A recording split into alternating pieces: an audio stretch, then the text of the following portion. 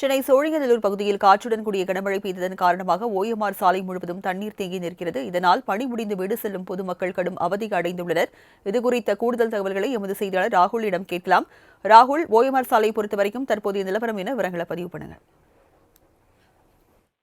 வணக்கம் ராஜலட்சுமி. அதாவது சென்னை சோழிங்கநல்லூர் பகுதியில் டிட்வா புயல் காரணமாக காலை பொழுதிலிருந்து கனமழையானது பெய்ய தொடங்கியது. இதனால் தொடர்ந்து கனமழை பெய்து வரும் நிலையில் சென்னை ஓஎம்ஆர் சாலையில் தண்ணீரானது தேங்கி நிற்கப்படுகிறது. அப்பகுதி வழியே செல்லும் பயணிகள் மிகவும் சிரமத்திற்கு ஆளாகியுள்ளனர்.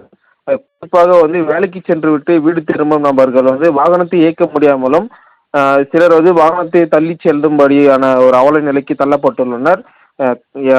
வருடம் இந்த மழை காலங்களில் இந்த ஓஎம்ஆர் சாலையில் உள்ள இடங்களில் தண்ணீர் தேங்கி நிற்பது வழக்கம்.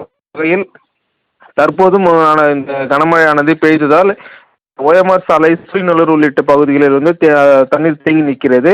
இதனை சரி செய்யும் பொருட்டு அரசுக்கே உரிய நடவடிக்கை எடுக்க வேண்டும் என பொதுமக்கள் கோரிக்கை எழுந்த வண்ணம் வருகிறது. ராஜலட்சுமி, விவரங்களை வழங்கியதற்கு நன்றி ராகுல்.